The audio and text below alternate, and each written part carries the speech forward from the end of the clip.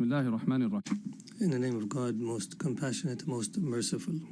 The Syrian story is filled with emotions, and it mixes pain with hope.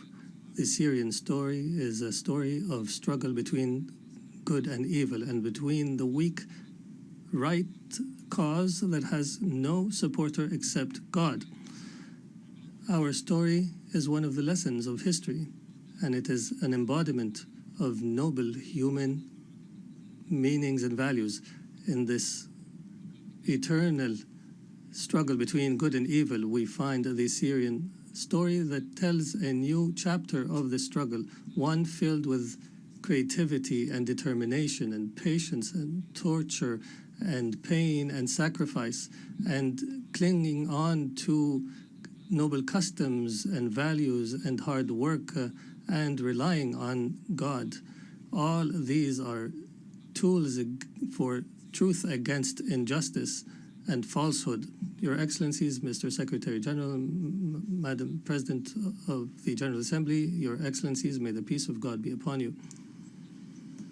I come to you from Damascus, the capital of history and the cradle of civilizations, a beautiful country that has taught the world the meaning of civilization and the value of human beings and coexistence, to be a beacon for the world.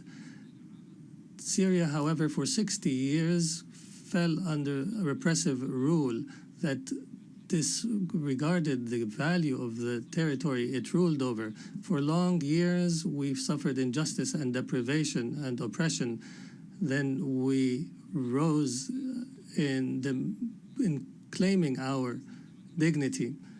The previous regime has used the worst kind of torture against our people, chemical weapons and bombardment and torture in prison and displacement and sectarian strife, and used drugs against our people and the world.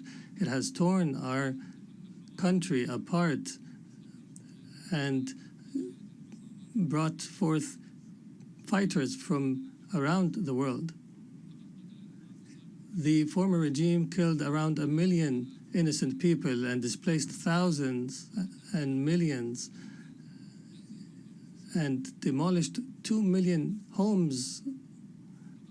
Ladies and gentlemen, the unarmed people were attacked using chemical weapons. Our women and children have inhaled toxic gases, all this to silence truth. And with all this criminality, there was no language for solution despite the offers. This people had no means and choice but to organize itself and to organize militarily to oust a criminal regime. It was a military operation that was filled with mercy and good and that prioritized tolerance and that did not target civilians. It targeted justice without vengeance. We restored our right and we became victorious for sake of our grievances. We were victorious for the mothers of martyrs and for all of you, people of the world, for the future of our children and yours. And we paved the way for the return of refugees, and we destroyed the trafficking of drugs.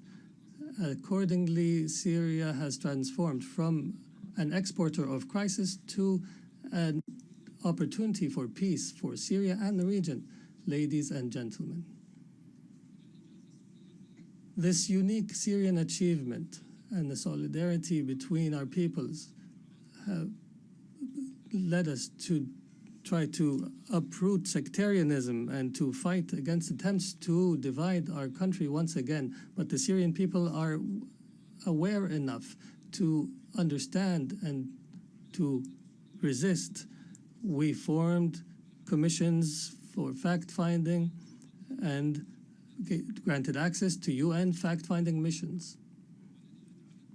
I guarantee to bring to justice everyone accountable and responsible for bloodshed And in this context, Israeli strikes and attacks against my country continue, and Israeli policies contradict the international supporting position for Syria, which threatens new crises and struggles in our region.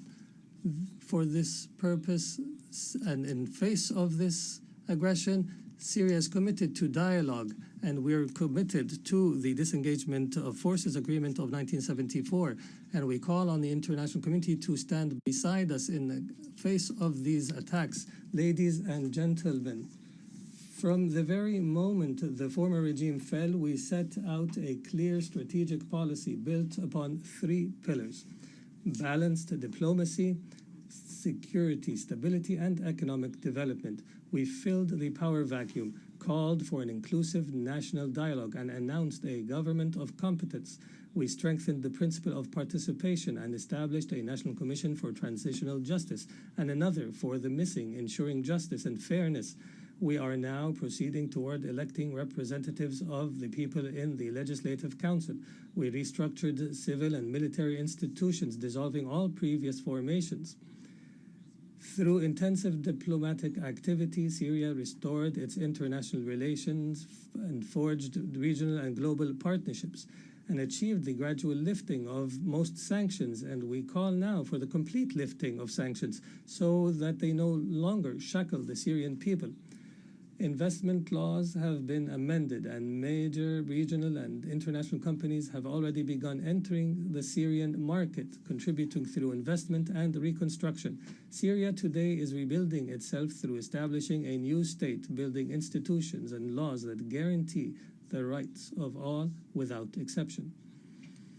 A land of ancient civilization and culture deserves to be a state of law, protecting everyone, safeguarding rights, guaranteeing freedoms, and fostering life to flourish while turning the page of a wretched past. We are determined to restore Syria's glory, dignity, and honor.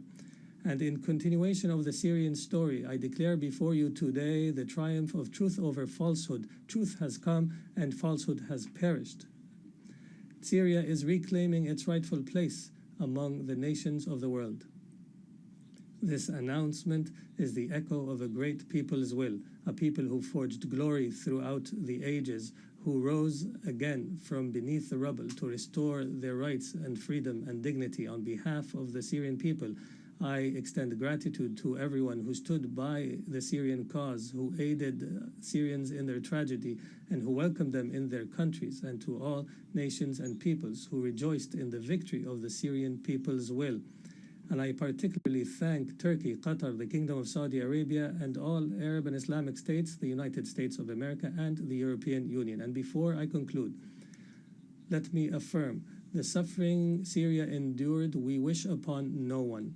We are among the peoples most deeply aware of the horrors of war and destruction. For this reason, we stand firmly with the people of Gaza.